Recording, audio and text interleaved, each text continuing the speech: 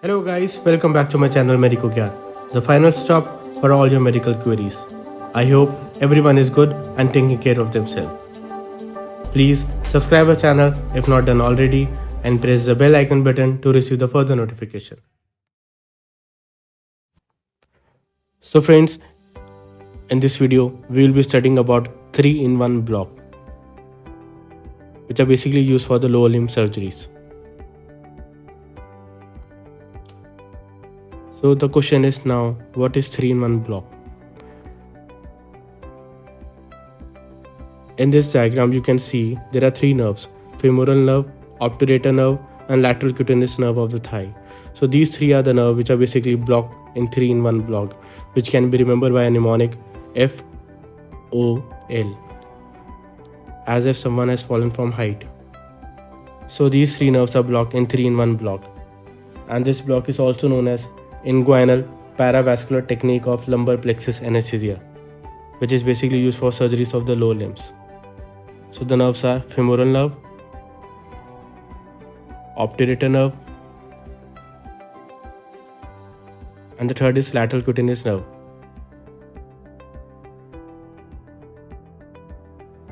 Friends, we should also have the knowledge of anatomy of these nerves. So let's understand the anatomy. As you know, the mnemonic vein, artery, nerve. The vein is medial, the artery is lateral, and the nerve is the most lateral part. It is present beneath the inguinal ligament and anteriorly bounded by iliopsoas muscle, and posteriorly it is bounded by quadratus lumborum muscle. So this is the anatomy of this nerve which are present beneath the inguinal ligament. Now, what are the indications of 3-in-1 block? The various indications include femur fracture, knee arthroplasty,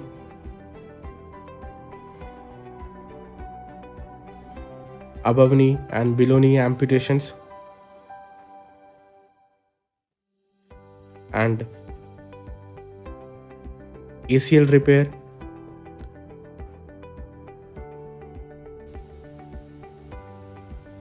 and it is also used for the surgery of the lower leg and the foot surgeries.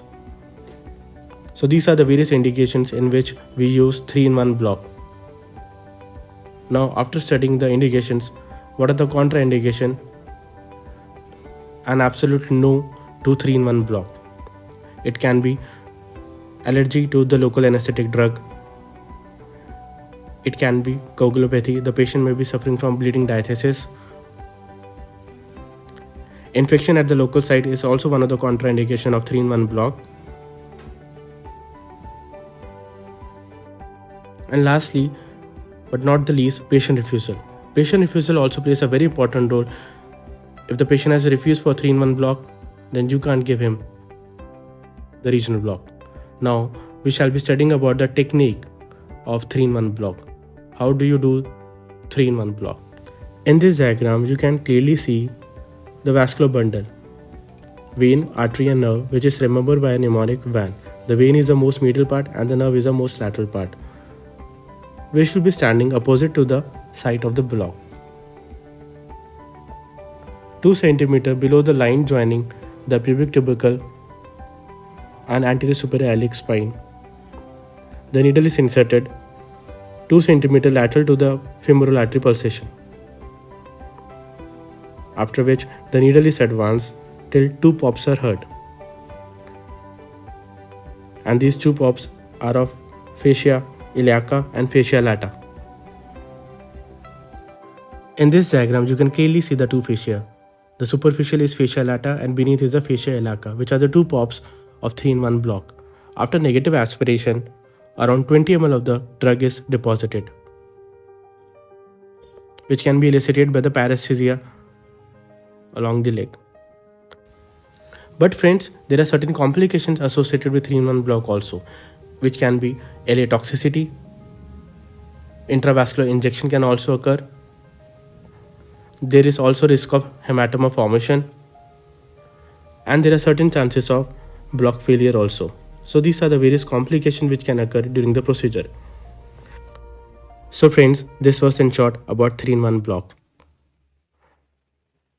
Thank you for watching my video. I hope everyone understood this lecture well. Kindly please subscribe our channel if not done already,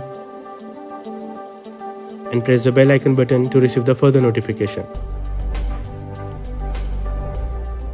You can also follow us at www.medicogyan.co.in.